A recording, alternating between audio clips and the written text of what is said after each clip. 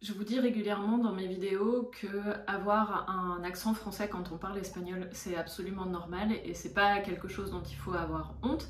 Mais je pense que c'est quand même important de travailler la prononciation pour pouvoir se faire comprendre le plus facilement possible des Espagnols.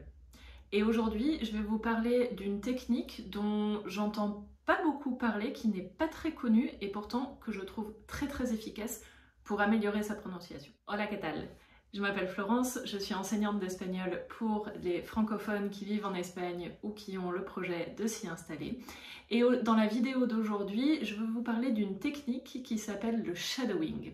Alors le shadowing, qu'est-ce que c'est? Donc ça vient du mot anglais shadow, qui veut dire ombre, et le principe c'est que vous allez devenir l'ombre d'une personne qui parle espagnol. Comment on fait ça concrètement? Il faut que vous choisissiez une vidéo ou un audio d'une personne qui parle espagnol, une personne native de préférence ou qui a un bon accent, et un audio que vous comprenez bien. Donc ça peut être une petite vidéo sur YouTube ou un podcast que voilà, vous avez déjà entendu, vous avez déjà écouté, vous comprenez bien, vous comprenez tous les mots, il n'y a pas de souci de compréhension. Ensuite, ce que vous allez faire, c'est que vous allez écouter attentivement cette vidéo ou cet audio, ce podcast, et vous allez vous arrêter à chaque phrase ou au milieu quand il y a une respiration naturelle.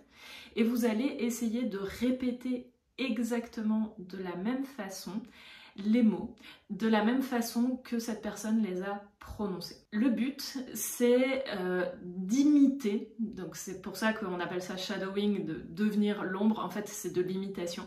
Le but, c'est d'imiter le mieux possible la personne qui parle. Donc imiter la prononciation, imiter la prononciation des lettres, l'accent tonique, et aussi le rythme de la phrase et aussi la musicalité de la langue, la musicalité de la phrase. Donc c'est important que vous preniez que vous choisissiez une vidéo ou un audio qui va pas trop vite, où vous allez être à l'aise, parce que par exemple, je sais pas si vous êtes passionné de foot et que vous choisissez un commentateur de foot qui parle à toute vitesse, vous allez peut-être avoir du mal à suivre. Donc choisissez peut-être plutôt un journaliste sportif qui relate un événement et ce sera plus simple parce que son débit de parole sera plus posé.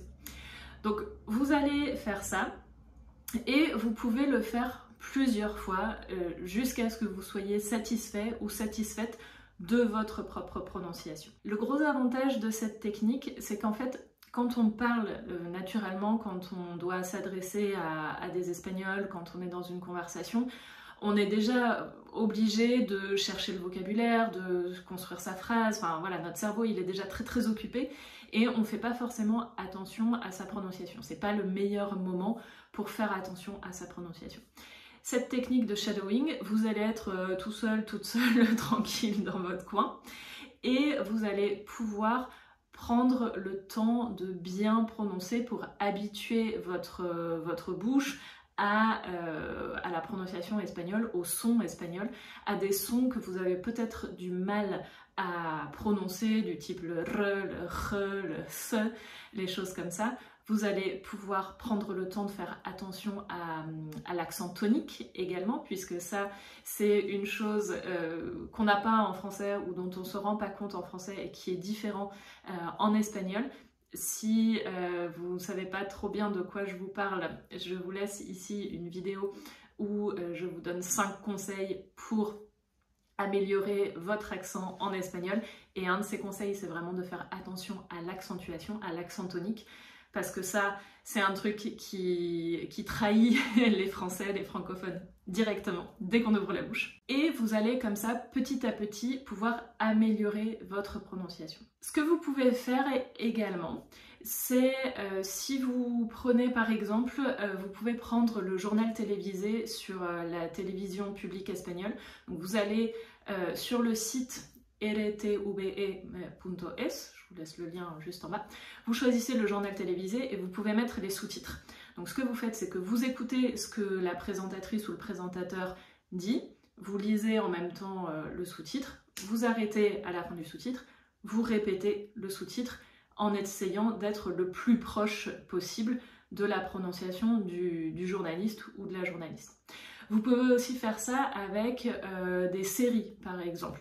Si vous apprenez l'espagnol en couple ou avec un ou une amie, vous pouvez vous amuser à faire ça avec des dialogues. Vous regardez un épisode de série, voilà, vous comprenez ce qui se passe et ensuite vous mettez sur Netflix, par exemple, c'est très facile de mettre les sous-titres en espagnol.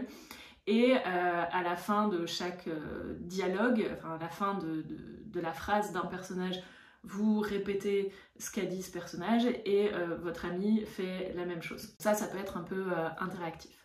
Si vous choisissez des podcasts, vous pouvez avoir la transcription. Si vous avez sur l'iPhone l'application podcast, tout à la fin des épisodes de podcast, il y a une transcription qui se génère automatiquement.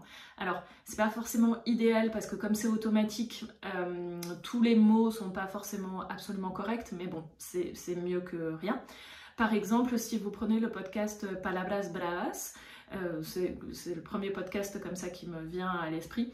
Vous pouvez écouter le podcast d'abord en lisant la transcription, voilà, vous comprenez, vous cherchez les mots que vous connaissez pas éventuellement, et puis vous réécoutez une seconde fois en prenant juste la première phrase, puis vous répétez en lisant la transcription, etc., etc. C'est un peu long, mais c'est vraiment une technique qui est très efficace parce que vous pouvez prendre votre temps. Vous n'avez pas la pression d'être dans la communication et dans un dialogue avec une personne qui attend que vous lui répondiez. Une autre chose que vous pouvez faire, c'est pendant que vous faites ce shadowing, vous pouvez vous enregistrer avec votre téléphone par exemple. Il y a une fonction dictaphone, je pense, sur la majorité des téléphones portables. Et vous pouvez vous enregistrer. Et ensuite, vous réécoutez pour vous rendre compte de votre propre prononciation. Alors, je sais que c'est hyper désagréable de s'écouter soi-même. Je suis très bien placée pour le savoir parce que c'est moi-même qui fais le montage de mes vidéos YouTube. Donc, toutes les semaines, je me vois et je vous assure qu'au début, c'est pas agréable. Au bout d'un moment, on finit par s'habituer et c'est plus... voilà, ça devient naturel. Donc, vous pouvez vous enregistrer et écouter. Et parfois on se rend compte, moi-même, en écoutant par exemple quand j'envoie des messages vocaux à des amis espagnols en espagnol et que je les réécoute, je me dis « Ah oui, je me rends pas compte que je prononce ça comme ça ». Par exemple, je me suis rendu compte que je faisais des O très ouverts, ce qui en soi n'est pas un problème, mais j'avais pas conscience que je faisais ça. Et donc vous pouvez, en vous réécoutant, vous dire « Ah oui, ah bah ça, peut-être que je peux l'améliorer. Ah bah ça, peut-être que la prochaine fois, je peux faire attention à ça. » Une chose par exemple très typique des francophones, c'est de ne pas assez ouvrir les A. Donc par exemple dans le mot caminando, en marchant, souvent les francophones vont avoir tendance à dire caminando, alors qu'il faut vraiment ouvrir, c'est caminando. Et ça, vous pouvez peut-être vous en rendre compte en vous écoutant, en écoutant l'enregistrement de votre propre voix. Dites-moi en commentaire si vous connaissiez cette technique et si vous ne la connaissiez pas, est-ce que vous allez la tester? Je vous recommande d'utiliser des vidéos vraiment pour débutants, des choses qui vont vraiment pas vite du tout et que vous êtes sûr de comprendre à 100% parce que si vous connaissez pas un mot, ça va être plus difficile de le prononcer de manière naturelle, ou alors des podcasts, pareil pour débutants, des choses qui vont pas vite du tout pour pouvoir être à l'aise de choisir quelque chose en dessous de votre niveau. Là, le but, c'est pas de travailler la compréhension, c'est vraiment de travailler l'élocution et la prononciation. Donc dites-moi tout ça en commentaire et je vous retrouve la semaine prochaine pour une vidéo en espagnol. Hasta luego!